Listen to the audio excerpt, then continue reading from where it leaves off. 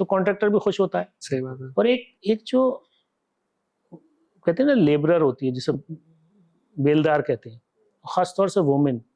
आप सोचिए, हमने बहुत सारी जब लेबर का इंटरव्यू किया, बात की इस कोर्स को करने से पहले, इस प्रोजेक्ट को खासतौर से जब हम करने जा रहे थे, तो इतनी तकलीफ हुई सुन के औरतों ने मुझे, मैं खुद उस कन्वर्सेशन में मौजूद था, ये बताया कि हमारी रात को ये नसें दुखती हैं क्योंकि हम जब ईंटें उठा के ले जाते हैं जी, हमारी ये दर्द करती है, और हमें पूरा घर भी संभालना होता है, सुबह बच्चों के लिए खाना भी बनाना होता है, दोपहर को खाना खिलाना होता है। मतलब आप सोचिए कितनी तकलीफ दे बात है कि एक औरत सामान उठा के ऊपर चढ़ती है, जितनी कितनी डेलिकेट। तो वो लोग लेकिन क्या करते हैं, मजबूरी है। बिल्कुल। तो हम लोगों का फोकस ये था कि जितनी वुमेन बेलदार है वो असिस्टेंट मैसन में कन्वर्ट हो जाए। तो असिस्टेंट मैसन अगर बन जाएगी तो उसकी वो जो वैसा हार्डशिप है वो कम हो जाएगी, क्योंकि जनरली जो ये होता है कि जनरली जो हस्बैंड वाइफ होते हैं वो एक ही साइड पे काम करते हैं, तो वो उनके एक तो रहना भी वहीं हो जाता है और काम भी दोनों करते हैं, तो घर का उनको दो लोग काम कर रहे होते हैं तो पैसे ज़्यादा आता है, तो उनका फोकस ये होता है। तो जनरली वो लोग उससे, औरतें भी काम करती हैं, मर्द भी काम करते हैं। लेकिन तकलीफ कितनी है बेलदारी में, तो हम लोगों का फोकस ये था कि जो बेलदार है वो असिस्टेंट मैसन हो जाए, और जो असिस्टेंट मैसन कुछ दिन काम करता है वो फिर मैसन हो जाता है। अच्छा। तो उसके वेजेस भी बढ़ जाते हैं और उसकी मेहनत भी वो वाली नहीं रहती जो हार्डशिप वाली होती। इस तरह का फोकस था।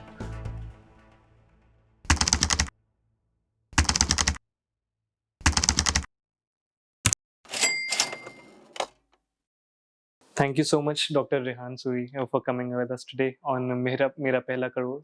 And we would, Keshav and I would both love to understand what you're doing with DSEU and what are your plans for the future. And हम आपसे एक normal conversation करना चाहेंगे so that the world understands who is Dr. Rehan Suri behind, like at his home, around the world, and what is the vision that he has for himself and the world around him. So thank you so much for having me. Okay, yeah. First of all, thank you very much for giving me this opportunity to reach out to people, just to tell them about myself, other than what they know. As you know, I'm recently working as Pro Vice Chancellor, Delhi Skill and Entrepreneurship University. This university was established in 2020 by Delhi government. And the beauty of this university is basically it is the first entrepreneurship university in the country. And government has merged all government polytechnics into this university, few engineering colleges into this university, and almost 14 world-class skill centers merged into this university. So day one we became big. So presently we have 20 campuses across Delhi. We have almost 30,000 students.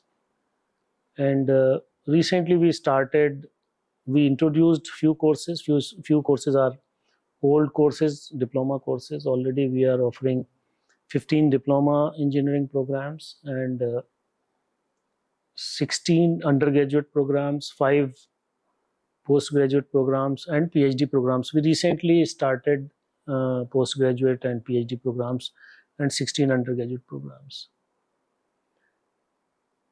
And the focus is basically, of course, to change the landscape of skilling ecosystem in the country, to provide the future workforce for this skilled workforce for the country and the globe. You know, India is going to be the supplier to the world, especially in terms of the skilled manpower. That's why the goal of the Skill India mission of Honorable Prime Minister, and we are contributing towards that also.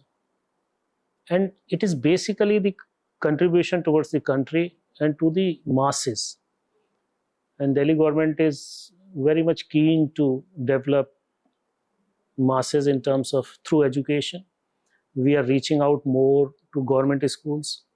We are giving opportunity to more to government, people are coming from government school or from low income group, and like everybody.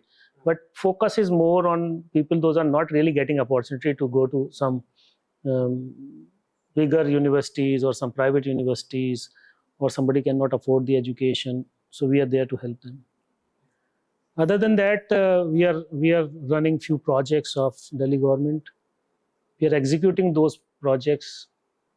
And the one is spoken English project that is we are executing that, and the target is to teach English, spoken English, basically how to communicate in good English.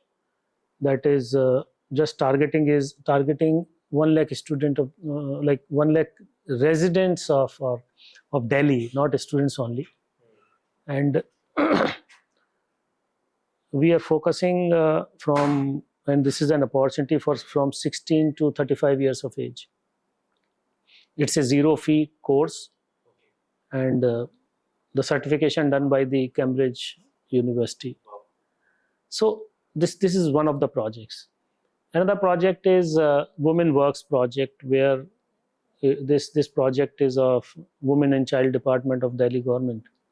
They have given us this project to execute, to train and convert them into micro entrepreneurs or entrepreneurs, especially women.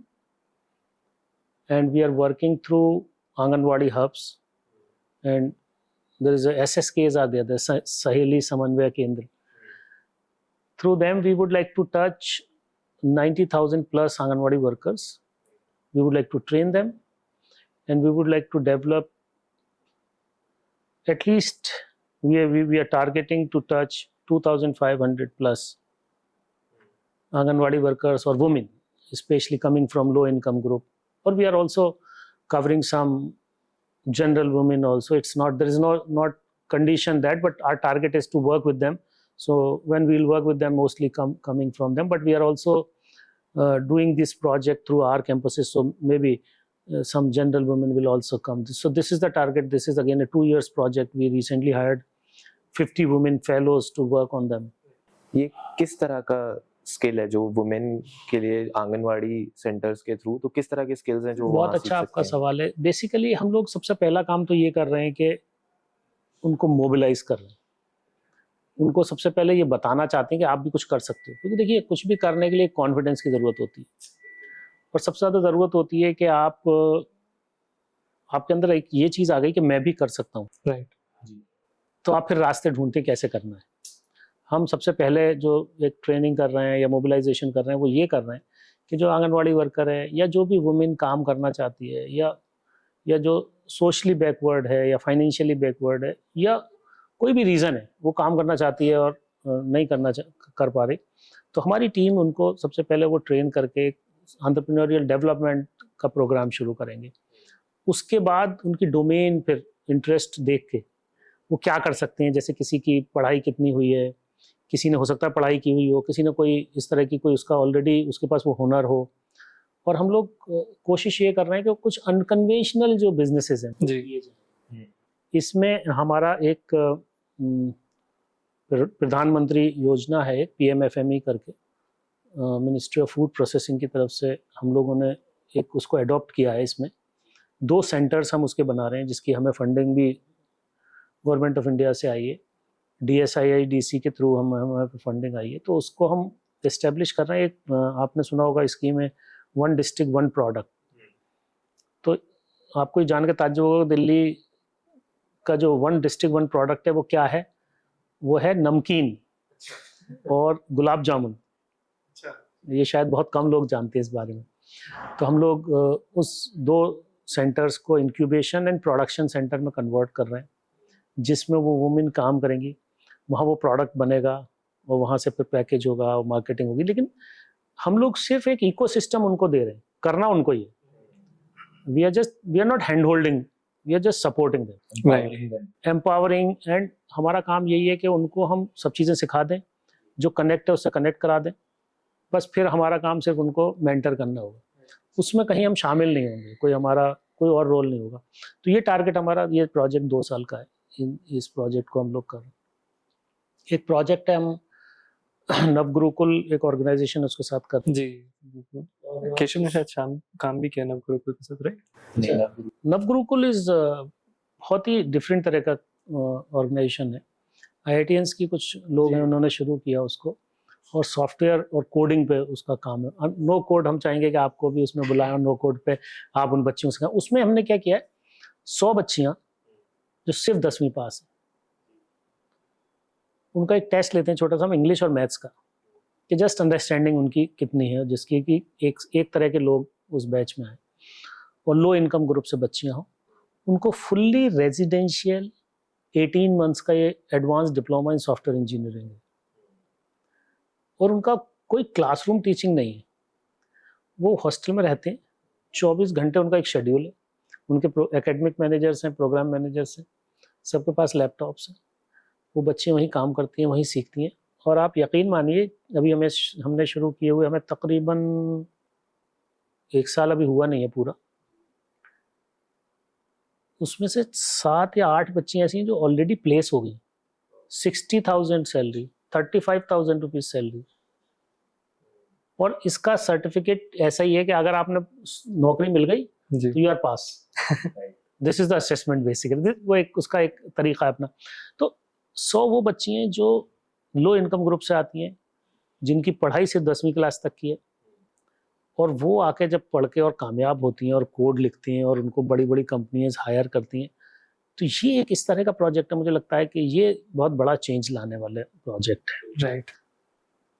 तो ये एक हमारा बहुत, मैं इन projects को other than हमारी जो पढ़ाई है वो तो है रेगुलर, लेकिन और जो प्रोजेक्ट है, एक इसके अलावा हमारे पास हमारा और प्रोजेक्ट है, वो है, आपने शायद नाम सुना होगा, लाइट हाउस कम्युनिटीज फाउंडेशन। शायद। ये पुणे बेस्ड एक कंपनी है, और एक मिस्टर गणेश नटराजन है, जो एक कंपनी हुआ करती थी एपटेक, कंप्यूटर ट्रेनिंग वगैरह में बड़ा सॉफ्टवेयर में कंपनी थी, उसके सीईओ होते थे गणेश नटराजन। उन्होंने इस फाउंडेशन को बनाया है, वो बहुत ही यूनिक कॉन्सेप्ट है। वो क्या करते हैं बेसिकली, स्लम्स में एक सेंटर बनाते हैं स्किल का, और उन बच्चों को एक फाउंडेशन कोर्स कराते हैं, वो एक तरह से सेल्फ निकाल के लाते हैं कि तुम क्या क्या कर सकते हो, वो फिर उसको एडवांस कोर्स की तरफ भेज देते हैं वहाँ से। तो हमने अभी दिल्ली में 4 लाइट हाउस के लिए साइन किया है, जिसमें 2 लाइट हाउस हमने ऑलरेडी चला दिए, पिछले तकरीबन 1 साल से वो चल रहे हैं। 1000 लोगों को ऑलरेडी ट्रेन कर चुके हैं उसमें, जिसमें से 400 से ज़्यादा की तो नौकरी वहीं से लग गई। अच्छा। बाकी लोग और फर्दर कोर्सेज में चले गए। कालका जी के स्लम्स में जाके आप देखिए, तो उसमें हमारा जो कोलैबोरेशन है वो दिल्ली का एक अर्बन शेल्टर बोर्ड है, ड्यूसिप करके जी, उसके साथ है। तो उन्होंने अपना जो शेल्टर होम्स होते हैं या उनके जो बस्ती विकास केंद्र है वो हमें दे दिए। उसको डीएसयू ने अपना लाइट हाउस कम्युनिटीज फाउंडेशन को हमने दिया है ऑपरेशन करने के लिए। उसमें क्या चीज़ होनी है, कैसे होनी है, उसका करिकुलम उनके साथ बैठ के वो बनाना, सर्टिफिकेट देना, फंडिंग हमने की है वो सारी। तो वो बेसिकली हम ही चलाते हैं, लेकिन लाइट हाउस कम्युनिटीज फाउंडेशन उसको ऑपरेशनली मैनेज करता है। इसी तरह से मलकागंज के स्लम्स में अभी हम मटिया महल का लॉन्च करने जा रहे हैं बहुत जल्दी, तीसरा। चौथा पटपड़गंज में उसका कंस्ट्रक्शन चल रहा है अभी। अच्छा, पटपड़गंज में कहाँ पर? तो आईपी एक्सटेंशन में है, वो भी स्लम्स है वहाँ। मैं वहीं रहता हूँ। तो बिल्कुल आप उसके स्लम्स में ही है आईपी एक्सटेंशन के, और स्लम्स के साथ ही एक जगह थी शेल्टर बोर्ड की, तो वहाँ हमने कंस्ट्रक्शन शुरू कराया अभी। तो शेल्टर बोर्ड ही बनाता है, पैसा हम देते हैं उसको। तो वहाँ का भी ये समझिए कि यूनिवर्सिटी जो है डोर स्टेप पे है स्लम्स की। हम ये कहना चाहते हैं कि आप यूनिवर्सिटी नहीं आओगे, हम आपके पास आते हैं। सही बात है। तो जो कॉन्फिडेंस है ना, जो देखिए बड़ी यूनिवर्सिटी है, बड़ा गेट है, एक स्लम्स में रहने वाला बच्चा सोचता है कि मैं कैसे इसमें जाके एडमिशन लूँ जी, और जब वो उस सेंटर में जाता है और वहाँ पे डीएसयू की बात हो रही है, वहाँ हो गया, तो उसको एक कॉन्फिडेंस आ जाता है। वो वहीं वाले उसे गाइड करते हैं, जाओ वहाँ वाला कोर्स अप्लाई कर दो। इसी तरह की चीज़ें हैं, हमने बहुत सारी स्कॉलरशिप्स भी की हुई हैं। ये चौथा हमारा प्रोजेक्ट है। 5वां प्रोजेक्ट जो है हमारा रोज़गार बाज़ार 2.0 दिल्ली गवर्नमेंट ने लॉन्च किया। तो डिपार्टमेंट ऑफ जो एम्प्लॉयमेंट है उन्होंने हमें ये प्रोजेक्ट दिया। तो इस प्रोजेक्ट पे अभी काम शुरू हुआ है। हमने रोज़गार केंद्र 3 शुरू कर दिए। उसमें भी बड़े अच्छी सक्सेस स्टोरीज़ हैं। उसमें हमारा ये है कि हमारा जो टारगेट है वो हमारे से मतलब सरकार का जो टारगेट है, उन्होंने हमें टारगेट दिया है 40 लाख लोग दिल्ली में वो हैं जो blue and grey collar workforce जी, राइट। सरकार उनके लिए काम करना चाहती है, उनके लिए ज़राए पैदा करना चाहती है, उनके लिए वो अपॉर्चुनिटीज़ को कनेक्ट करना चाहती है कि वो भागते फिरते हैं नौकरी के लिए, उनको नौकरी की टेंशन ना हो। उन्हें पता हो कि यार मुझे कल जाके कहाँ नौकरी करनी है। उनको एक फॉर्मलाइज्ड, एक ऑर्गेनाइज्ड स्ट्रक्चर में कोई नौकरी मिल जाए। इसके लिए हम लोग काम कर रहे हैं। एक प्रोजेक्ट हमने अभी दिल्ली कंस्ट्रक्शन वेलफेयर बोर्ड के लिए किया, वो मिशन कुशल कर्मी करके था। तो जो मजदूर होते हैं उनकी ट्रेनिंग हमने की। उसमें क्या होता है कि जो construction welfare, Delhi construction welfare board है, वो वेज कंपनसेशन देता है कि जैसे एक साइट चल रही है, वहाँ पे 200 लोग काम कर रहे हैं, और अगर आप किसी जगह हम ट्रेनिंग देंगे तो वो कहेगा यार इसके तो ये मेरा काम कब करेगा, ट्रेनिंग करेगा। तो हम सरकार ये कहती है कि ठीक है, इसकी जितने दिन ट्रेनिंग होगी, वो जनरली 15 दिन की 20 दिन की ट्रेनिंग होती है, उतने दिन के पैसे हम देंगे इसको, आप मत दो। अच्छा, तो वेज कंपनसेशन जब उसे मिल जाता है तो कॉन्ट्रैक्टर भी खुश होता है। सही बात है। और एक जो कहते हैं ना लेबरर होती है, जिसे बेलदार कहते हैं, खासतौर से वुमेन। आप सोचिए, हमने बहुत सारी जब लेबर का इंटरव्यू किया, बात की इस कोर्स को करने से पहले, इस प्रोजेक्ट को खासतौर से जब हम करने जा रहे थे, तो इतनी तकलीफ हुई सुन के औरतों ने मुझे, मैं खुद उस कन्वर्सेशन में मौजूद था, ये बताया कि हमारी रात को ये नसें दुखती हैं, क्योंकि हम जब ईंटें उठा के ले जाते हैं, जी, हमारी ये दर्द करती है, और हमें पूरा घर भी संभालना होता है, सुबह बच्चों के लिए खाना भी बनाना होता है, दोपहर को खाना खिलाना होता है। मतलब आप सोचिए कितनी तकलीफ दे बात है कि एक औरत सामान उठा के ऊपर चढ़ती है, जितनी कितनी डेलिकेट। तो वो लोग लेकिन क्या करते हैं, मजबूरी है। बिल्कुल। तो हम लोगों का फोकस ये था कि जितनी वुमेन बेलदार हैं वो असिस्टेंट मैसन में कन्वर्ट हो जाए। तो असिस्टेंट मैसन अगर बन जाएगी तो उसकी वो जो वैसा हार्डशिप है वो कम हो जाएगी, क्योंकि जनरली जो ये होता है कि जनरली जो हस्बैंड वाइफ होते हैं वो एक ही साइड पे काम करते हैं, तो वो उनके एक तो रहना भी वहीं हो जाता है और काम भी दोनों करते हैं, तो घर का उनको 2 लोग काम कर रहे होते हैं तो पैसे ज़्यादा आता है, तो उनका फोकस ये होता है। तो जनरली वो लोग, उससे औरतें भी काम करती हैं, मर्द भी काम करते हैं। लेकिन तकलीफ कितनी है बेलदारी में, तो हम लोगों का फोकस ये था कि जो बेलदार है वो असिस्टेंट मैसन हो जाए, और जो असिस्टेंट मैसन कुछ दिन काम करता है वो फिर मैसन हो जाता है। अच्छा, तो उसके वेजेस भी बढ़ जाते हैं और उसकी मेहनत भी वो वाली नहीं रहती जो हार्डशिप वाली होती है। तो इस तरह का फोकस था, और इसमें हमने तकरीबन 250 लोगों को पहले पायलट बैच किया है।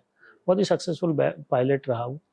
और ट्रेंड मैन पावर का सर्टिफिकेट जब मिल जाता है तो उसके लिए एक बहुत सारे कॉन्ट्रैक्ट्स में कंडीशन होती है कि आपकी जो मैन पावर है, वो लेबर जो भी है, वो ट्रेंड होनी, सर्टिफाइड होनी चाहिए। तो वो सर्टिफिकेशन हमने किया। उसके बाद हमारा अभी टारगेट 25,000 वर्कर्स का और था, उसके बाद फर्दर 2 लाख, इस तरह से है टारगेट। लेकिन अभी कुछ थोड़ा हमने अभी पायलट करके now we are preparing for further कि बड़े कैसे करें। तो इस तरह के प्रोजेक्ट्स हैं other than general university regular courses. उसके अलावा एंटरप्रेन्योरशिप पे हमारे काफ़ी, अभी हमने एक सिडबी के साथ एक कोर्स लॉन्च किया है जो 6 महीने का, उसमें क्लासरूम टीचिंग है और 1 साल उसकी हैंड होल्डिंग है, तकरीबन 1.5 साल। अच्छा, उसमें 30 लोगों को हमने सुपर 30 के नाम से किया है कि 30 एंटरप्रेन्योर्स बनाने। ओके, उसमें सिड भी फंड कर रहा है उसको पूरा। तो इसी तरह से हमने एक कोर्स लॉन्च किया ऑप्टोमेट्री का, बैचलर्स ऑफ ऑप्टोमेट्री, 4 इयर्स का प्रोग्राम है। लेंस कार्ड का नाम सुना होगा जी। आप लोगों ने।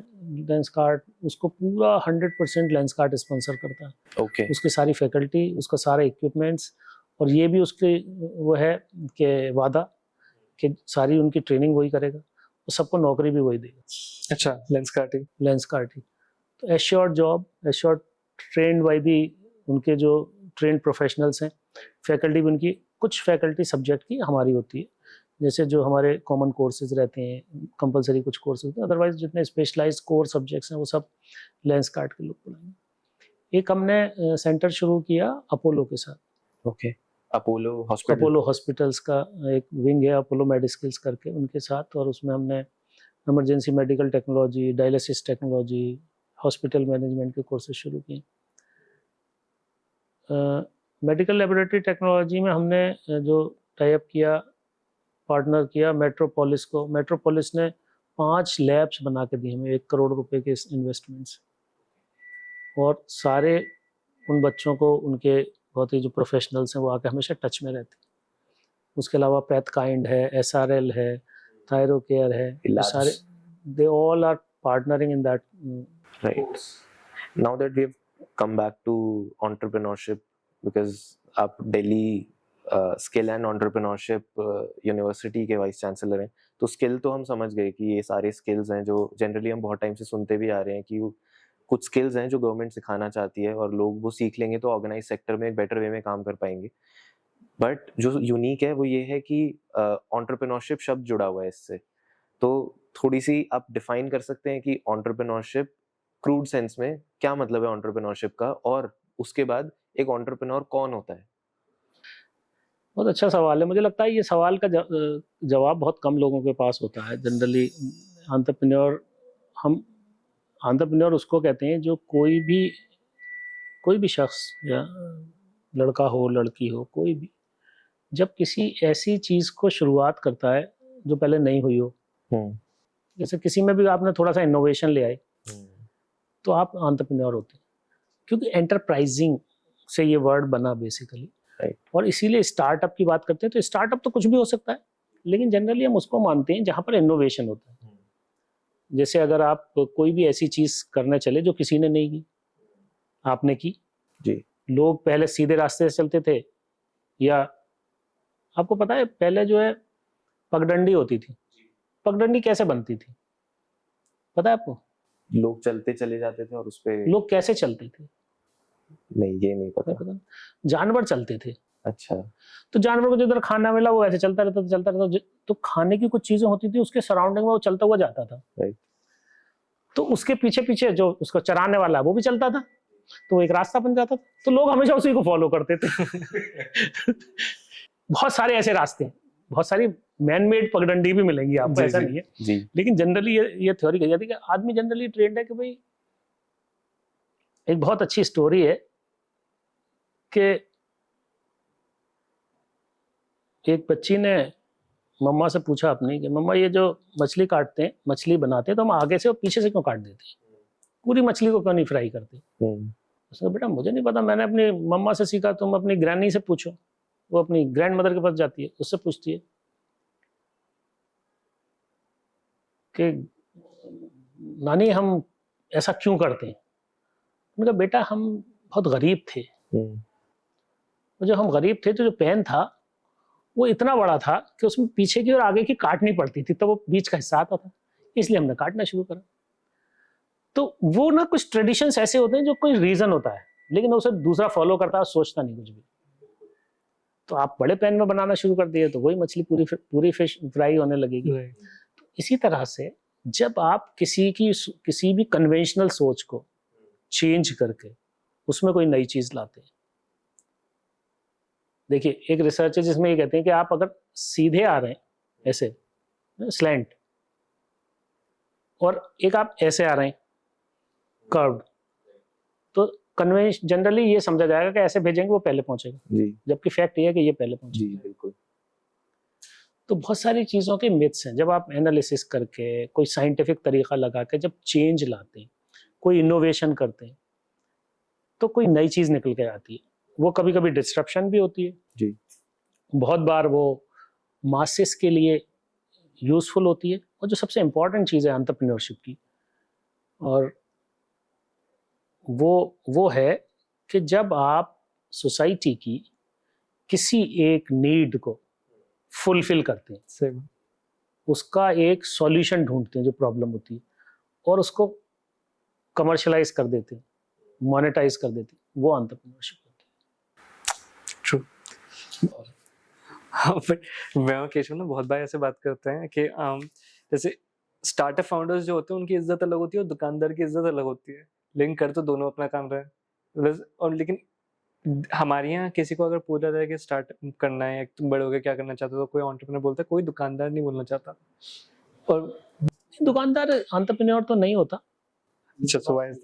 वो बिजनेसमैन होता, एक ट्रेडर होता है। देखिए ये बड़ी डिफरेंट टर्म्स हैं। ट्रेडर की एक अलग टर्म होती है, एक लाइफ इंश्योरेंस एजेंट भी आप एंटरप्रेन्योर के अंदर लगे, वो भी अपना उसे सेल्फ एम्प्लॉयड तो कह सकते हैं आप। मैं एक आर्टिस्ट हूँ तो मैं सेल्फ एम्प्लॉयड हूँ, मैं एंटरप्रेन्योर नहीं हूँ।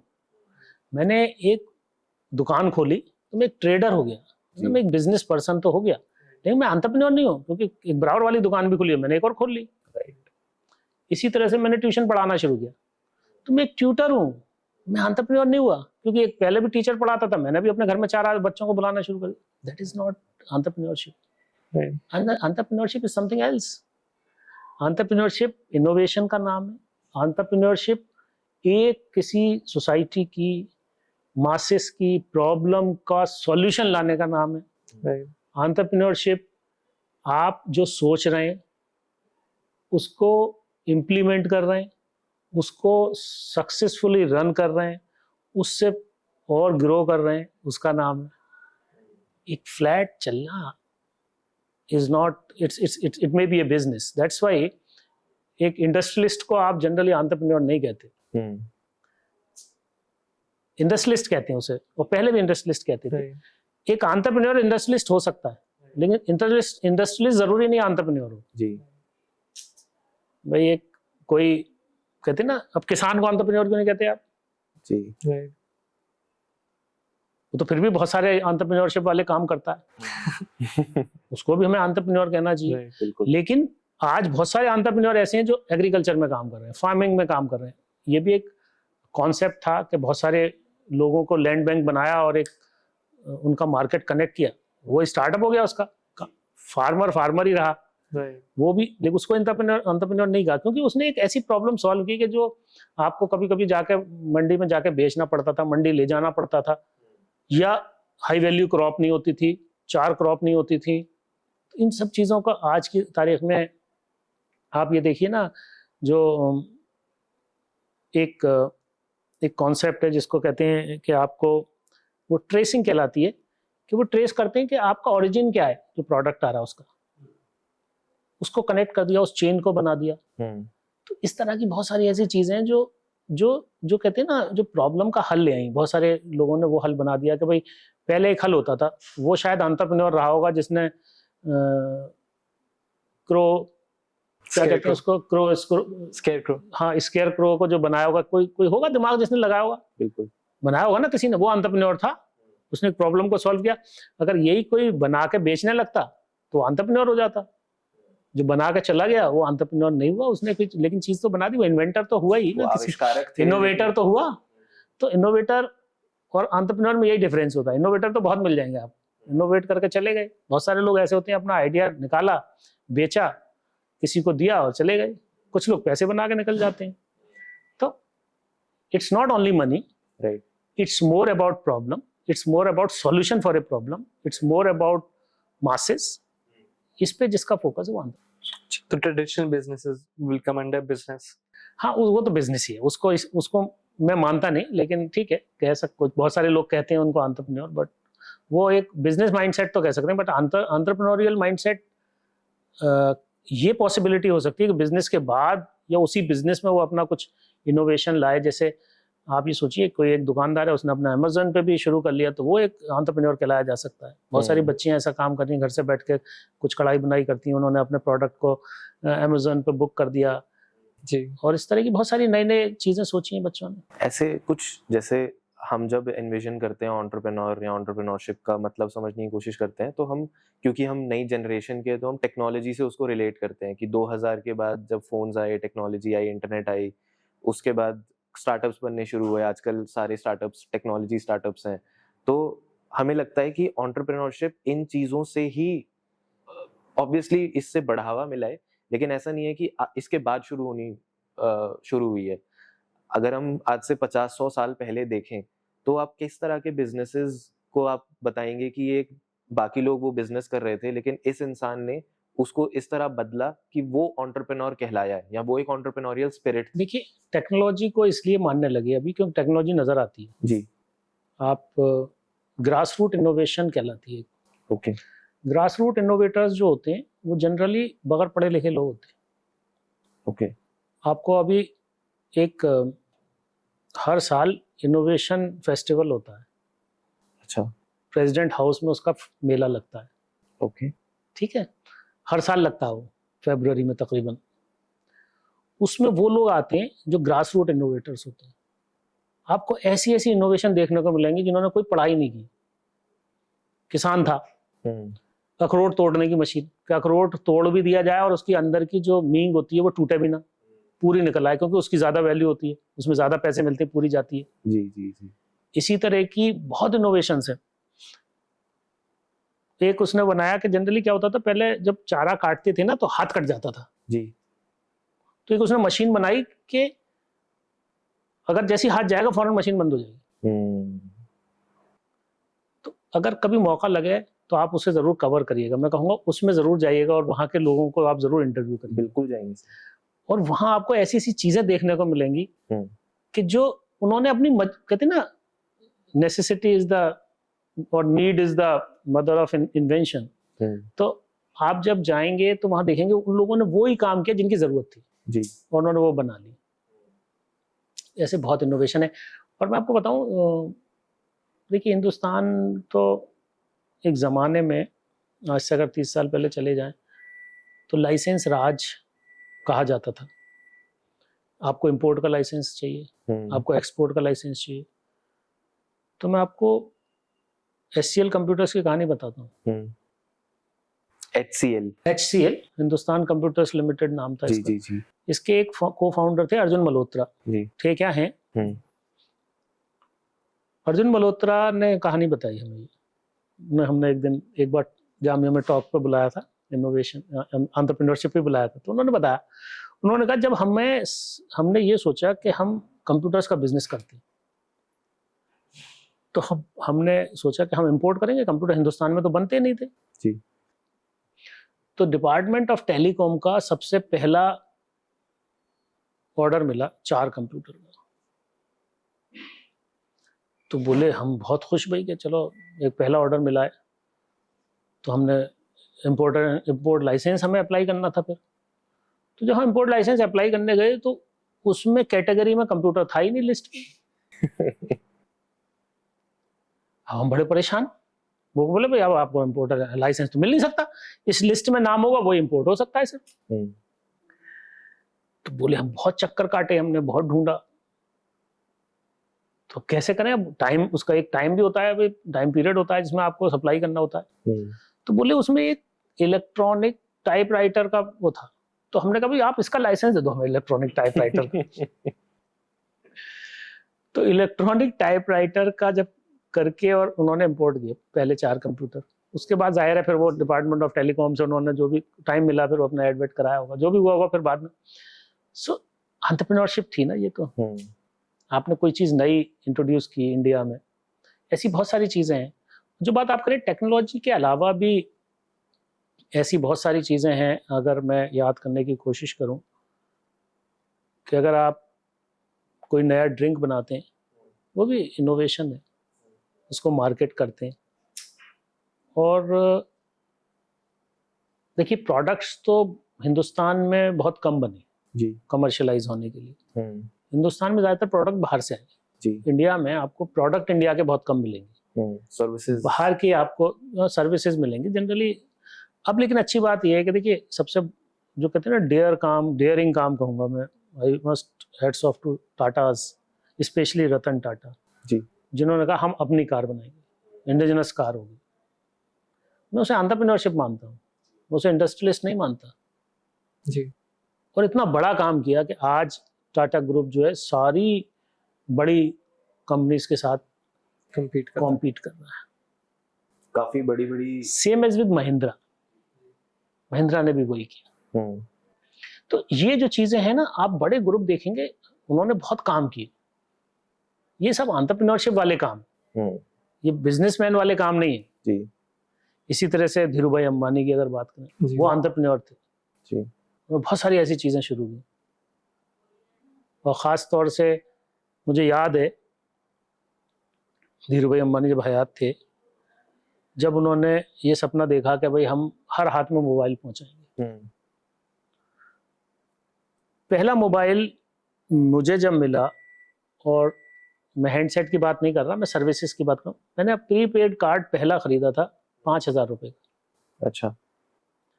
और पहली कॉल मैंने मिलाई थी जो ड्रॉप हो गई थी, उसमें मेरा पैसे कटे थे 250 रुपये उस समय। जी, ये बात मैं बता रहा हूँ तकरीबन 96 या 97 की होगी, मुझे एग्जैक्टली याद नहीं रहा। और आप सोचिए 18 रुपए की कॉल होती थी करने की, और शायद 9 या 8 रुपए की कॉल होती थी रिसीव करने की,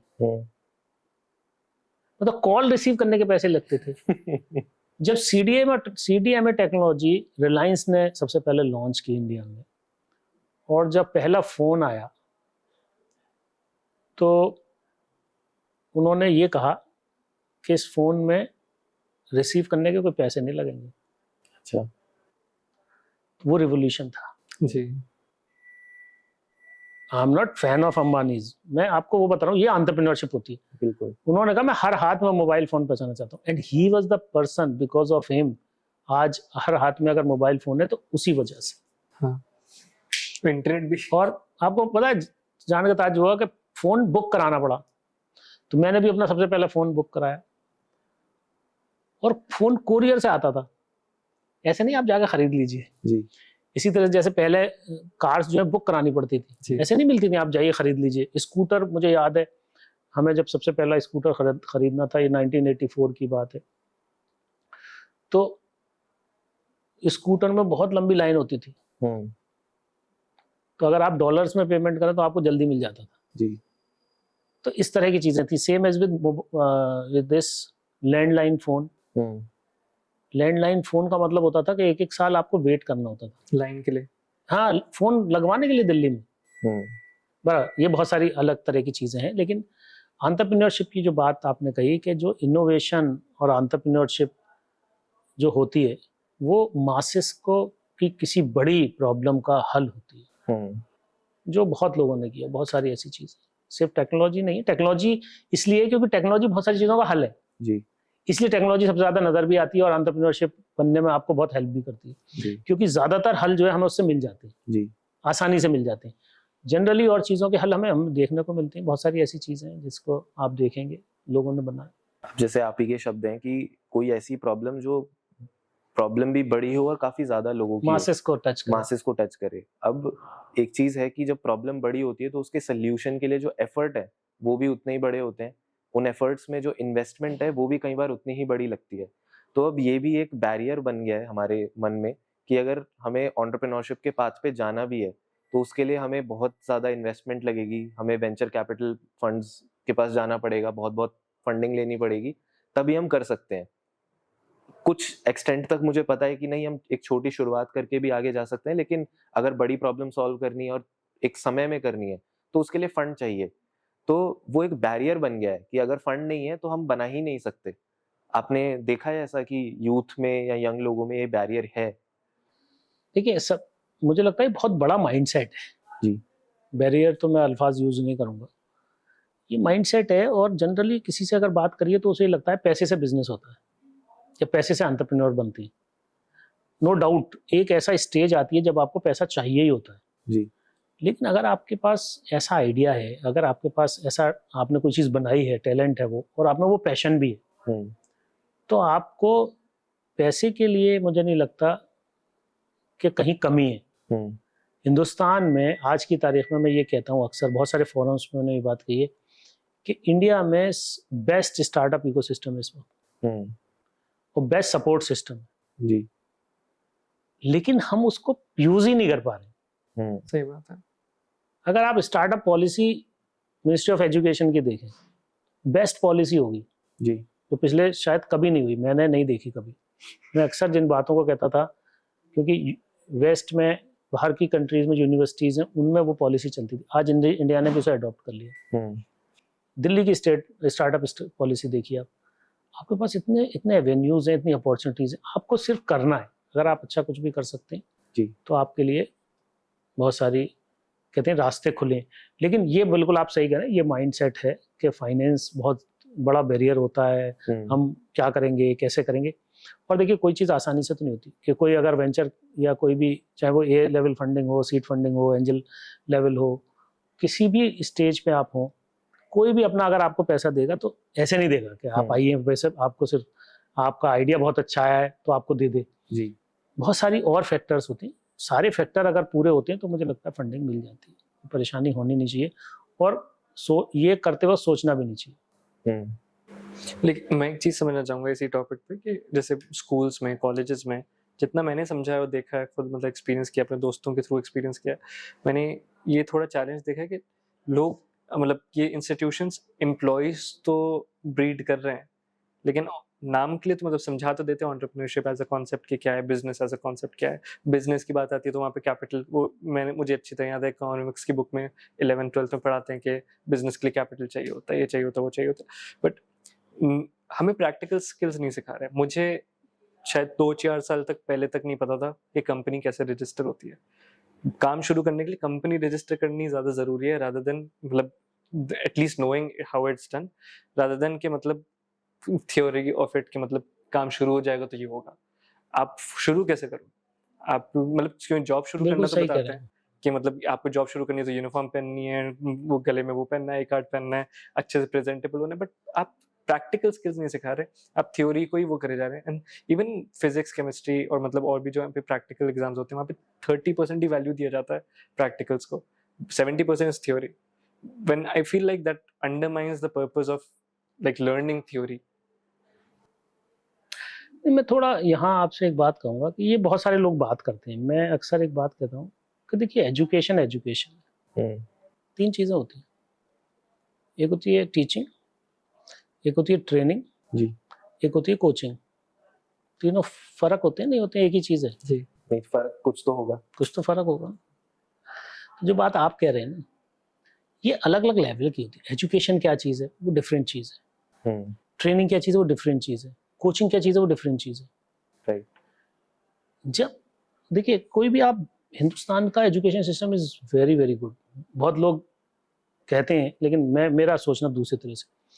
एक फाउंडेशन होती है, कुछ आप कोर्सेज होते हैं जो फाउंडेशन कोर्सेज होते हैं, कुछ थ्योरीज होती हैं जो आपको फंडामेंटल्स जानना ज़रूरी होते हैं। बिल्कुल। एक इंजीनियर होता है ना, वो छोटी-छोटी चीज़ें पढ़ता है। हम्म, वो कहता है यार मेरे तो काम ही नहीं आई। मैंने मैंने फ्लूइड मैकेनिक्स पढ़ी थी मैकेनिकल में, वो तो मेरे यूज़ ही नहीं हुई। हम्म, या मैंने मटेरियल साइंस पढ़ी, वो तो मुझे यूज़ ही नहीं हुई। या मैंने स्ट्रेंथ ऑफ मटेरियल पढ़ा, वो तो मुझे यूज़ ही नहीं हुआ। It's not that. एक इंजीनियरिंग करने के बाद, मैं इंजीनियर की बात इसलिए कर रहा हूँ क्योंकि इंजीनियरिंग थोड़ी डाइवर्स होती है। एक इंजीनियरिंग करने के बाद आपका कहते हैं ना, एक इतना जहन खुलता है, जिसको कहते हैं दिमाग का खुलना, ये बहुत इंपॉर्टेंट। एजुकेशन आपके दिमाग को खोलती है। हाँ, असल क्या है ना, हम अगर उस एजुकेशन को सिर्फ मार्क्स और सिर्फ किताब को रटना, जी उसकी अंडरस्टैंडिंग छोड़ देना। अगर आपकी अंडरस्टैंडिंग है तो आपको एजुकेशन बहुत अच्छी है। प्रैक्टिकल और what is the difference between skilling and practical? नहीं, जैसे मैं नहीं, मैं इस वहीं आ रहा हूँ जो आप कह रहे हैं। मैं आ रहा हूँ वहां पर जो आप कह रहे हैं। स्किलिंग क्या चीज है? There is a difference. Practical is a different thing, skilling is a different thing. Right. Practical होता है just to understand the demonstration और डूइंग द थिंग्स। एक काम को करने का एक प्रोसेस क्या होता है, वो मैंने प्रैक्टिकल में सीख लिया। जी स्किल कब होगी? जब उसे प्रैक्टिस करूंगा। राइट जी। When I will practice that, then I will be skilled. Hmm, ये इंपॉर्टेंट, ये बात है स्किलिंग की। अब आप बात कर रहे थे जो एंटरप्रेन्योरशिप पढ़ाने की या जी। नहीं पढ़ाने की, थ्योरी पढ़ाने की। हिंदुस्तान में,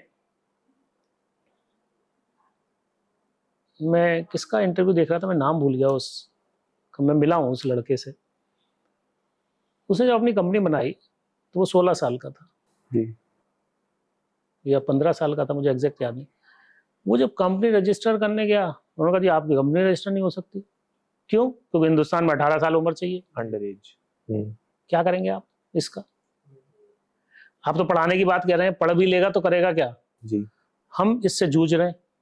गवर्नमेंट ऑफ दिल्ली ने बिजनेस ब्लास्टर्स प्रोग्राम शुरू किया, आपने सुना होगा उसका नाम। जी 3 लाख बच्चों को 2-2 हजार रुपए दिए, 60 करोड़ रुपया बांटा हम्म, कि भाई ठीक है, आप कोई भी बिजनेस आइडिया सोचो, it's a good thing, just go and explore. Right. 51,000 teams बनी। हम्म, 51,000 टीम्स में कुछ प्रॉफिटेबल टीम्स रहीं, हम्म, उनको असेस किया गया। उस असेसमेंट के बाद फाइनल स्क्रूटनी हुई, 126 टीम निकली। हम्म, 126 टीम का एक इन्वेस्टर समिट करके बुलाया गया हम्म, और उसमें इन्वेस्टर्स को बुलाया गया, सक्सेसफुल उनके आइडियाज प्रेजेंट किए गए 126 लोगों के। वो कौन बच्चे थे? 11वीं और 12वीं क्लास के, जी जिनकी उम्र 18 नहीं थी, बहुत सारे बच्चों की। 44 टीमों को हम मेंटोर कर रहे हैं अपनी यूनिवर्सिटी में। तो सबसे पहला काम हमने यही किया कि कंपनी कैसे फॉर्म होगी। अब उनकी कंपनी कैसे कब बनेगी, जब वो 18 साल के हो जाएंगे, जी। जब तक कंपनी नहीं रजिस्टर हो सकती। कैसे वो बिजनेस करें, किस तरह से बिजनेस को कमर्शलाइज करते हैं, आप अपने कहते हैं ना कैटलॉगिंग कैसे करते हैं प्रोडक्ट की, प्रोडक्टाइजेशन क्या होता है, हम ये पढ़ा रहे हैं उनको। जी। उन्होंने एक बिजनेस आइडिया सीख लिया है, लेकिन आप ये सोचिए कितनी बड़ी बात है कि 3 लाख बच्चों ने ये सोचा कि हम कुछ कर सकते हैं। सही बात है। वो कर पाए नहीं कर पाए अलग बात है, आपने उनकी लाइफ चेंज कर दी। जी बिल्कुल। इस तरह के छोटे छोटे इंटरवेंशंस हर स्टेज पे होना चाहिए। हम अभी अपने हर स्टूडेंट को एंटरप्रेन्योरियल करिकुलम पढ़ाते हैं, एक प्रोजेक्ट कराते हैं जिसमें वो एक प्रोजेक्ट करते हैं बाकायदे एंटरप्रेन्योरशिप का। ओके। एक छोटा सा प्रोजेक्ट करते हैं, कुछ बनाते हैं, कुछ करते हैं, कुछ शुरू करते हैं, कोई एक स्टार्टअप होता है। एक एग्जांपल दे सकते हैं? जैसे मिसाल के तौर पर उनसे कहते हैं कोई प्रॉब्लम लो और उसको सॉल्व करो। ओके। तो अभी ये जो आप देख रहे हैं ना, ये जो एक इत्तेफाक से मैं अभी उस प्रोजेक्ट के इवेल्युएशन में था, एक ने बनाया कि हम ये जो बसों में भीड़ रहती है इसको ठीक करेंगे, उसकी ऐप बनाएंगे। अच्छा। उसका एडवांस वर्जन है जो अभी दिल्ली गवर्नमेंट ने ऐप शुरू करी है लग्जरी बसेस का। Okay. Scheduling app. Scheduling app for the buses, जिसमें आपको सिर्फ बुक करा लिया, आपको बैठ के जाना आराम से, सीट पहले से सीट पहले से, तो वो अलग तरह की बसेस रहेंगी। वो स्पेशल वही मेरा सवाल था उनसे उस प्रोजेक्ट में, जब उन्होंने ये प्रेजेंट किया कि हम शेड्यूलिंग करके देंगे और शॉर्ट रूट्स कर देंगे जहाँ पे ज़्यादा, जैसे कुछ बस जहाँ खाली रहती है तो सब बंद करके दूसरी बस चला के, इस तरह से वो ऑप्टिमाइजेशन कर रहे थे। तो ऐप बना रहे थे उसकी बहुत अच्छी, वो उनका आइडिया था, उसे वो बनानी होती है उनको उस प्रोजेक्ट में।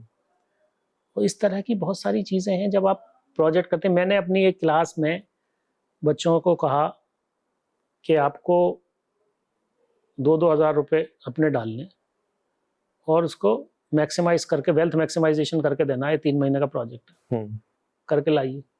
तो इस तरह की छोटे छोटे इंटरवेंशंस हैं जो आपके बहुत हेल्प करते हैं। That is true. तो हाँ। एंटरप्रेन्योरशिप के बारे में काफी क्लैरिटी है। अब आते हैं एंटरप्रेन्योर पे। तो जैसे हम अभी बात कर रहे थे आते हुए कि हमें भी लगता था और जनरली लगता है कि एक एंटरप्रेन्योर वो इंसान होता है जिसके दिन में 30-40 घंटे होते हैं, ना तो वो सोता है उसमें, ना वो खाता है, उसको अपने किसी चीज का ध्यान नहीं है, परिवार का, किसी चीज का, वो बस एक बहुत पैशन से आगे बढ़ रहा है। सुपरमैन होता है वो। हाँ, वो सुपरमैन होता है, सुपरमैन से भी ऊपर ही कुछ होता है। तो ऐसा लगता है कि एंटरप्रेन्योरशिप करने के लिए एंटरप्रेन्योर इस तरह का इंसान होता होगा। तो क्या ऐसा सच है? और अगर नहीं है तो वो आप सुपरमैन है? नहीं, मैं तो बिल्कुल नहीं। ये सुपरमैन है। तो भाई जब आप सुपरमैन नहीं है तो यही एंटरप्रेन्योर होता है। एंटरप्रेन्योर तो बहुत एक मामूली से आदमी होता है। और देखिए वो तो ऐसी वो क्या, अगर हम डिफाइन करें क्वालिटी, सिर्फ एक ही चीज है। मुझे लगता है कि पैशन तो है।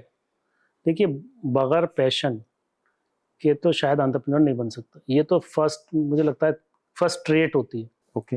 और दूसरी ट्रेट होती है कि बुजदिल नहीं होना चाहिए। ओके। नेवर गिव अप अगर आपकी अप्रोच है ना, तभी आप कहूँगा।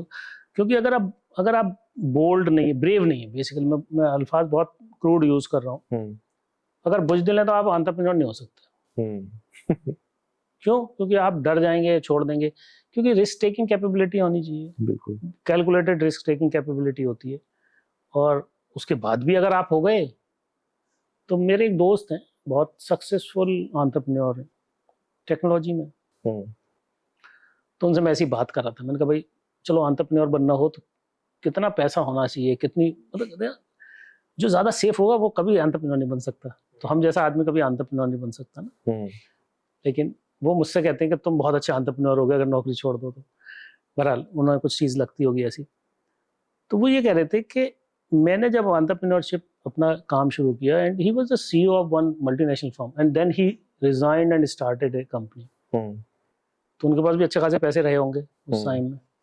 उन्होंने जब वो शुरू किया और बहुत ही एक डिफरेंट प्रोजेक्ट पे उस पर काम करके और टेक्नोलॉजी में उन्होंने काम किया, वही कह रहे थे मैंने जो सोचा था ना उसका 10 टाइम वर्स्ट हुआ मेरे साथ।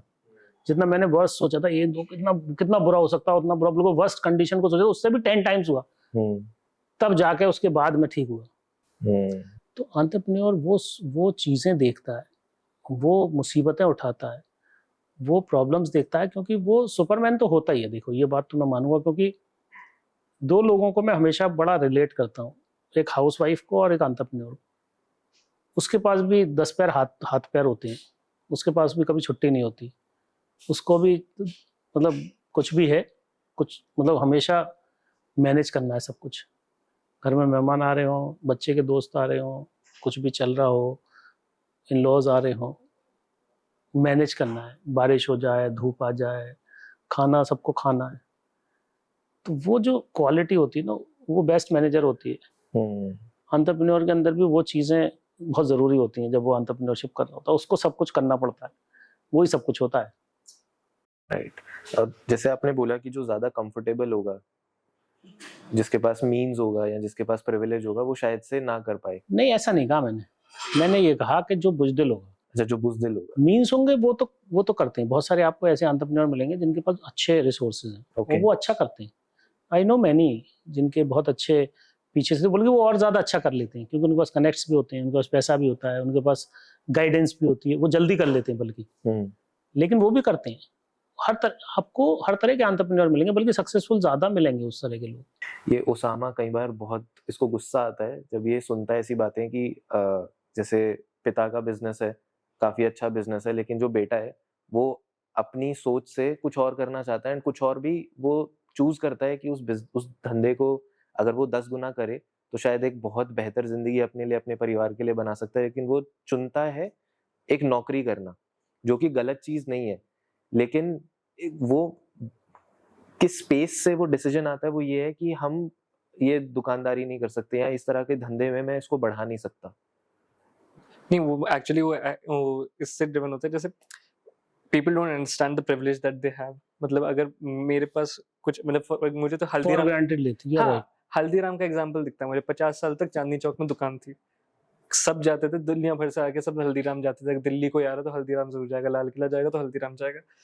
कोई बेटा गया बाहर, वो MBA करके आया, उसने देखा भाई मेरे अब्बा के पास तो बहुत बड़ी वैल्यू वाली चीज है, उसने पूरी फ्रेंचाइज बना दी, आज $1 बिलियन कंपनी है। वो एक दुकान से कभी $1 बिलियन नहीं कमा सकते थे, और वो उसी दुकान से, उस नाम से उन्होंने $1 बिलियन कमा लिए। तो फर्क सिर्फ जैसे आप बोल रहे थे सोच का है, कि जो इंसान सोचेगा कि मैं इसकी एक की 50 दुकान कर सकता हूँ। तो वो जो बच्चा पढ़ के आया ना, वो एंटरप्रेन्योर बना, बाकी जितने बच्चे थे वो सब बिजनेसमैन रहे। राइट। इसे कहते हैं वो लाला की दुकान। वो इसलिए वो वर्ड जो आता है वो जनरली इसलिए आता है क्योंकि वो कभी भी अपने आप को एक कहते हैं ना ऑर्गेनाइज्ड वे में काम नहीं करते, कोई फॉर्मल या एनालाइज्ड वे में काम नहीं होता। उनका बिजनेस जो है रूटीन बिजनेस होता है, आए ये खरीदा, ये बेचा, ये बनाया, फिर ये है कि जो लोग जानते हैं वो वहीं से सीख जाते हैं, वही चीज वो कंटिन्यू करते रहते हैं। आप देखिए ना, जलेबी बनाने वाला या इमरती बनाने वाला, आप बना के देख लीजिए एक बार, नहीं, कभी भी नहीं बनेगी वो, लेकिन बिल्कुल उसी साइज की, उसी नाप की, उतनी वेट की बनती है उसकी एक। क्यों? क्योंकि वो सब प्रैक्टिस होती है। राइट। वही कुछ लोग मशीनों से बना देते हैं। तो अब मेरा सवाल ये है कि अब जैसे मैं एक एंटरप्रेन्योर हूँ, अगर कल को मेरे बच्चे होते हैं, मैं चाहूंगा कि उनके पास भी वो स्पिरिट हो, चाहे वो जो भी करना चाहे फर्क नहीं पड़ता, बट वो स्पिरिट हो। अब उस स्पिरिट के लिए हम एक्सपेक्ट करते हैं इंस्टीट्यूशन से कि वो सिखाएंगे, स्कूल सिखाएगा, आपका DSU सिखाएगा, हमारी जनरल एक्सपेक्टेशन ये होती है। तो हम घर पे ऐसा क्या माइंडसेट रख सकते हैं, घर पे किस तरह से परवरिश कर सकते हैं, क्या चीजें हो सकती हैं कि हमारे बच्चे वो क्वालिटीज या वो वैल्यूज यहाँ से सीखें? अजय बताइए, आप लोग खेलते कैसे, खेलना कैसे सीखते हैं? दोस्तों के साथ compete करते हैं, गली में खेलते हैं सबसे पहले, हाँ। फिर स्कूल या कॉलेज जाते हैं, वो प्लेटफॉर्म्स होते हैं जहाँ वो उन्हें प्रॉपर पिच मिलती है, नेट प्रैक्टिस करने की जगह मिलती है, फिर कुछ टूर्नामेंट्स होते हैं, फिर कुछ सिलेक्शंस होते हैं जी। अब क्या हुआ है, अभी जैसे IPL आया तो उसने एक अपॉर्चुनिटी क्रिएट कर दी क्रिकेटर्स के लिए। अब रिटायरमेंट बहुत जल्दी होने लगा जी। बहुत फास्ट चेंज है। अगर अब जो है, पहले एक ही टीम होती थी हिंदुस्तान की, राइट, है ना, उसमें चांस मिल गया तब आप कामयाब हो। आज जो है 50 टीमें जी। तो पहले यहाँ से काउंटी खेलने जाया करते थे लंदन लोग, कि हम खेल लेंगे तो चलो कुछ चांस मिल जाए, काउंटी खिलाएंगे तो वहां से हो सकता है चांस फिर इंडिया में मिल जाए। एक रणजी ट्रॉफी होती थी। जी हाँ। तो इसी तरह से ये प्लेटफॉर्म्स होते हैं। तो यूनिवर्सिटी ना प्लेटफॉर्म है। एक बच्चे को मैंने अपने बेटे से कहा कि ये 50,000 रुपये आप लगाओ स्टॉक में, कहाँ लगाते हो? तो उसने 2 किताबें ऑर्डर करी। अच्छा। एक इन्वेस्टर्स गाइड करके और एक और कोई किताब थी, पढ़ी, पैसे लगाना शुरू करे कुछ। तो ना ये छोटी छोटी चीजें होती हैं जो एकदम कहते हैं ना, आपको किंडल करती हैं जी। कि मतलब ठीक है, अगर आप में थोड़ा सा भी कुछ बिजनेस का एक्यूमेन है तो डेवलप हुआ। और हो सकता है ये बच्चा आर्टिस्ट होता, इसका माइंडसेट कभी भी नहीं एक्सेप्ट करता, कहता मैं नहीं करता। तो ये भी इंपॉर्टेंट है। जैसे आप अगर कुछ चीजें ना गॉड गिफ्टेड होती हैं आपको, आप सिंगर बनना चाहते हो, आप बना लो बिजनेसमैन, कितना बनाओगे, नहीं बनेगा कभी बिजनेसमैन, उसका दिल जो है गाने में लगा रहेगा हमेशा। तो ये भी एक चीज होती है। अगर आपको बच्चे के अंदर ये नजर आता है कि इसमें वो चीज है, आप उसको अपॉर्चुनिटीज दीजिए। वो अपॉर्चुनिटी घर से हो सकती है, वो अपॉर्चुनिटी कोई कोर्स करा के हो सकती है, वो अपॉर्चुनिटी किसी कंपटीशन में पार्टिसिपेट करके हो सकती है। लेकिन आप उसे कहेंगे तो, गाइड तो करेंगे, उसको वहां ले तो जाएंगे। ये जो कॉम्पिटिशन्स होते हैं, हमने जामिया में एक चैप्टर शुरू किया इनेक्टस का। इनेक्टस का? आई एम द फाउंडर अच्छा। इनेक्टस हियर। तो वो अब वहाँ तकरीबन 100 बच्चे उस चैप्टर में होते हैं जो एक्टिवली काम करते हैं। सबके अंदर एंटरप्रेन्योरियल माइंडसेट होता है। हाँ, इनेक्टस बहुत प्रोवोक करता है। पहली नेशनल रूकी हम जीत के लाए मुंबई से। अभी वर्ल्ड कप जीता इस साल हमारी टीम ने। अच्छा। इत्तेफाक से वो मेरी भतीजी है जो लीड कर रही है ओके। उस प्रोजेक्ट को। तो होता क्या है, जब आप बात करते हैं, दिखाते हैं, और फिर उसको एक, जैसे आपने एमबीए कर लिया किसी ने, तो वो आप करें ना, हल्दीराम का बेटा कोई एमबीए करके आया, तो उसको एक ऑर्गेनाइज बिजनेस करने की अंडरस्टैंडिंग पैदा थी जी। तो उसको करने में आसानी हुई। जब आप किसी प्रोजेक्ट को करते हैं तो आप काम इसलिए नहीं करते, आप डरते हैं फेल होने से। तो जो फेल होने से नहीं डरता ना, देखिए डर तो सबको लगता है जी, लेकिन चांस लेने की बात होती है। बुज़दिल वाली बात आ जाती है। तो चांस तो लेना पड़ता है। तो वो जो आप बात कह रहे हैं कि वो अपॉर्चुनिटीज, वो गाइडेंस कहीं ना कहीं चाहिए होती है। जैसे दिल्ली गवर्नमेंट ने ये बच्चों को अपॉर्चुनिटी दी, तो 3 लाख बच्चे थे, उसमें से फिर 126 टीम आई, तकरीबन 700-750 बच्चे रह गए जी। तो 750 बच्चों के अंदर तो वो चीज़ पैदा हो गई। वो आज 4 बार भी फेल हो जाएंगे, जब वो ग्रेजुएशन करके निकलेंगे ना तो कुछ बिजनेस करेंगे। वो उनके अंदर वो कीड़ा पैदा हो गया। तो आपको वो चीज़ डालनी है, और यही चीज़ है। ऐसी खेल होता है, आपने खेल उसे बच्चे को अगर पानी में डाल दिया स्विम कर, तो स्विमर बन जाएगा वो, लेकिन गाइडेंस होनी चाहिए। फिर आपने उसको, अब जब आप खेलते हैं तो पहले तो खेलते हैं, फिर वो कोच जो है टेक्निक सिखाता है कि अब हाथ ऐसे खोलना है, हाथ को ऐसे पकड़ना है, टांग को यहाँ रखना है, इस एंगल पे शॉट मारना है, ऐसे जोर लगाना है, तो बेस्ट क्रिकेटर हो जाता है। फिर गाइडेंस की ज़रूरत होती है। तो सब चीज़ें चाहिए आपको पैशन भी चाहिए, आपको ट्रेनिंग भी चाहिए। तो ये कामयाबी के रास्ते होते हैं। फिर आपने कनेक्ट कर दिया, आपने अगर उसको ले जाकर इन्वेस्टर्स के सामने बिठा दिया, तो 10 इन्वेस्टर में से एक तो कर ही देगा कुछ ना कुछ पैसे, तो चलो थोड़े से डाल देता हूँ इधर। आपने कभी इन्वेस्ट करने की सोचा? मैंने बहुत इन्वेस्ट किया। I am a failed entrepreneur also. और मेरे बहुत सारे मेंटर टू मैनी स्टार्टअप्स जिन्होंने मिलियंस बना लिए हैं। अभी मेरा एक स्टार्टअप है, वो इंक्यूबेटेड है, आई एम लखनऊ का, यहाँ है ग्रेटर नोएडा में। उसको भी 75 स्टार्टअप्स में आ गया वो, इंडिया के, जो अभी DST सेलेक्ट करता है। So they got also funding. अभी लास्ट वीक ही was in Kuwait called them for some collaboration. तो ऐसे बहुत सारे हैं। जो ये इंस्टीट्यूट है, Delhi skill and entrepreneurship university, जो आपने प्रोजेक्ट्स बताए, वो एक सर्टेन, मैं बोलूँगा कि सोसाइटी के एक तबके के लिए वो प्रोजेक्ट ज़्यादा यूज़फुल है, या फिर ज़्यादा फोकस उस तरफ है क्योंकि ज़्यादा ज़रूरत शायद उस तरफ है। लेकिन लेट्स से अगर कोई एक प्रिविलेज से आता हुआ इंसान है, तो उसके लिए जनरल कोर्सेज है ना, रेगुलर प्रोग्राम्स तो हैं ही हमारे पास। तो वो भी लोग आके आपके यहाँ। हाँ, ये तो मैंने आपको वो प्रोजेक्ट्स बताए जो कम्युनिटी प्रोजेक्ट्स हैं बेसिकली। लेकिन जो जनरल जो कोर्सेज हैं वो तो सबके लिए ओपन है। अगर स्पोकन इंग्लिश में कोई ये नहीं है कि अगर कोई मिसाल के तौर पे आपका अगर चाहें तो आप भी सीख सकते हैं जाके, ये भी कर सकते हैं। इसी तरह से हमारे एंटरप्रेन्योरियल प्रोग्राम्स में कोई भी आके पार्टिसिपेट कर सकता है, कोई भी आके कोर्स ले सकता है। अगर एलिजिबल है तो उसको मिल जाएगा एडमिशन। और ऐसा कोई तरीका है एज इंडिविजुअल्स या एज ऑर्गेनाइजेशंस कि इससे जुड़कर वो इस विजन को आगे लेके जा पाए आपके थ्रू, कि ऐसी कंपनियां हों जो, जैसे आपने बताया लेंसकार्ट है आपके प्रोजेक्ट्स, जो पूरे एंड टू एंड फंड कर रही है, तो किस तरह से वो लोग आपसे जुड़ सकते हैं, where can they reach out who मतलब कौन लोग जो बड़े MNCs हैं। एमएनसीज या स्टार्टअप्स, या जैसे मैं एक इंडिविजुअल हूँ और मेरे पास नहीं, हम बहुत ओपन है इस मामले में कि कोई भी, जैसे नव गुरुकुल के साथ हमने कोलैबोरेट किया, वो भी यंग लड़के हैं आपकी तरह, उन्होंने एक ऑर्गेनाइजेशन बनाई, लेकिन वो एक नया अच्छा काम कर रहे थे। इसी तरह से हम अगर कोई भी हमारे पास आता है और कोई उसके पास एक ऐसा प्रोजेक्ट होता है या ऐसा चीज़ होती है जो जो जिससे मासेस को फ़ायदा हो सकता है, मोस्ट वेलकम। केशव भाई पूछ रहे हैं, how do they reach out to you? Website पे जाइए, वहाँ पे हमारा नाम का ईमेल होगा, हमें ईमेल कर दीजिए, 1 ईमेल इज एनफ। वरना आप रेहान खान सूरी गूगल सर्च मारिए, सारी चीज़ें मिल जाएंगी आपको, फ़ोन नंबर भी मिलेगा, ईमेल। मुझे बहुत कॉल्स आती हैं वैसे तो, आई एम ओपन, क्योंकि मैं चाहता हूँ मैं लोगों तक पहुँचूँ। Thank you so much, sir, for having us over and giving us your so much valuable time. Thank you. बहुत मजा आया आपसे बात करके। नहीं, मुझे भी बहुत अच्छा लगा आपसे बात करके।